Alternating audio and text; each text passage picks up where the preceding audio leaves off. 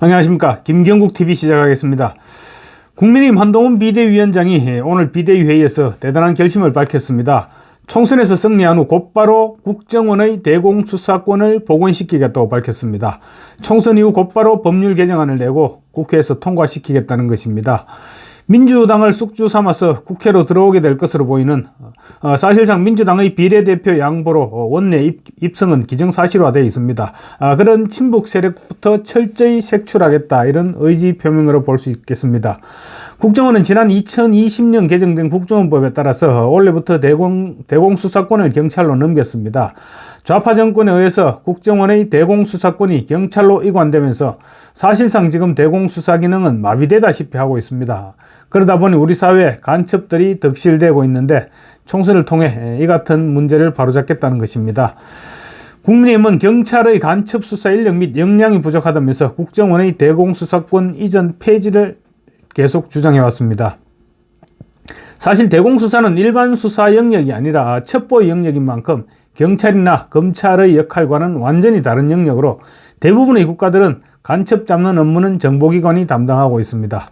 그런데 민주당이 앞장서서 대공 기능을 약화시키면서 지금 안보가 굉장히 위태로운 상황으로 내몰려 있습니다. 특히 민주당이 통로가 되어 대한민국 정체성을 위협하는 친북, 종북, 반미, 그리고 반정부 세력들이 이번 총선을 통해 대거 국회로 진출할 예정입니다. 그래서 대공수사권을 복원시켜야 한다는 목소리는 더욱 탄력을 받고 있습니다. 만약 이번 총선에서 민주당을 비롯한 좌파 세력들이 득실하게 되면 대공수사권 복원은 또다시 물 건너가게 되고 대한민국의 미래를 장담할 수 없게 되는 그런 일이 발생하게 됩니다. 한동훈 위원장은 오늘 비상대책위원회 회의에서 이렇게 얘기했습니다. 정보, 첩보, 간첩 문제는 일반 경찰이나 검찰이 감당하기 어렵다. 국정원의 대공수사 기능 복원이 불가피하다. 이렇게 강조했습니다. 그러면서 국정원의 대공수사 임무 복원 필요성이 더 커지고 있는데 이재명 대표가 자기 살기 위해서 통진당 후신 등 종북 세력에게 전통의 민주당을 숙주 정당으로 내어주고 있기 때문이다 라고도 주장했습니다.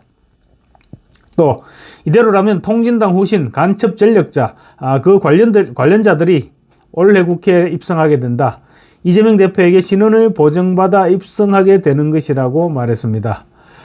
국회에는 자료요구권이 있습니다. 그리고 국회의원이나 보좌진들은 기밀 서류에 대한 접근권 또한 있습니다. 그래서 온갖 서류를 열람하고 자료를 요구하고 또 국가 기밀들도 파악하게 됩니다. 그런데 그 자료들이 이들에 의해서 북한으로 넘어가지 않는다고 누가 장담할 수 있겠습니까? 현재 민주당의 위성정당에 참여하는 진보당이 확정한 비례대표 후보들 면면을 보면 이 같은 걱정이 절대 기우가 아닌 것을 알 수 있습니다.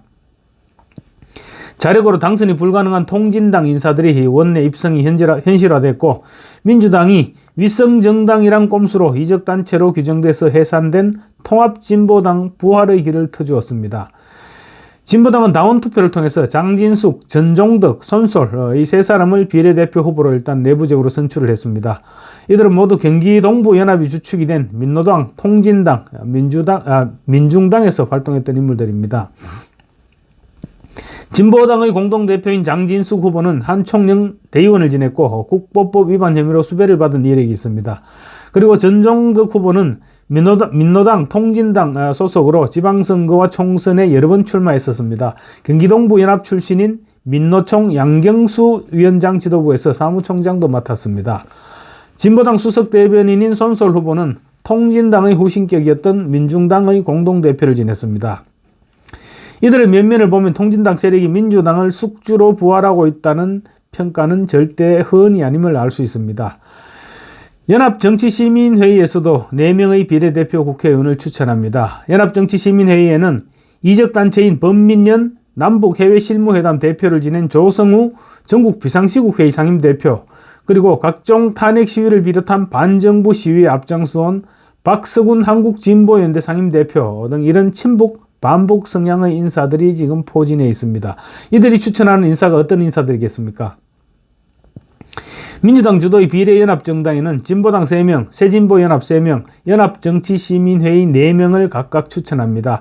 이들이 추천한 10명은 당선 가능성이 있는 20번 안에 모두 포함시키기로 했습니다. 비례대표 1번은 연합정치시민회의 추천 인사가 맡고 나머지는 민주당과 새진보연합, 진보당 후보가 번갈아 가면서 맡게 됩니다. 조국 혁신당에서 어느 정도의 비례 의석을 빼앗아 갈지는 모르겠습니다. 어쨌든 군소정당 후보 등 2명까지는 지금 무난하게 당선권으로 들어갈 수 있을 것으로 보입니다. 그렇게 되면 민주당이 주도하는 비례정당에는 자력으로는 원내 입성이 불가능한 국민 눈높이와는 전혀 맞지 않는 친북, 종북, 극좌, 반미운동권 출신들이 덕실거리게 됩니다. 이재명이 민주당은 과거의 민주당이 아닙니다. 특히 급진 친북 좌파 세력이 국회에 입성하게 되면 이재명은 다시 자신의 당권 유지와 사법 리스크를 완화하기 위해 이들을 민주당의 주력 부대로 키워나갈 것으로 예상할 수 있습니다. 현재의 민주당에서도 그렇듯이 목소리가 큰 과격파들이 당을 장악하기 마련입니다. 민주당도 결국은 통진단 세력이 주축이 될 수밖에 없는 그런 당으로 전락할 가능성이 높아집니다. 이재명 대표 덕분에 진보당은 꿈꾸던 원내 정당이 되었습니다. 급기야는 대한민국 제1야당인 민주당을 집어삼킬 기반까지 마련하게 되었습니다. 한동훈 위원장이 밝힌 대공수사 기능의 조속한 복원이 필요한 이유입니다. 국민의힘이 총선에서 반드시 승리해야 되는 진짜 이유이기도 합니다. 감사합니다.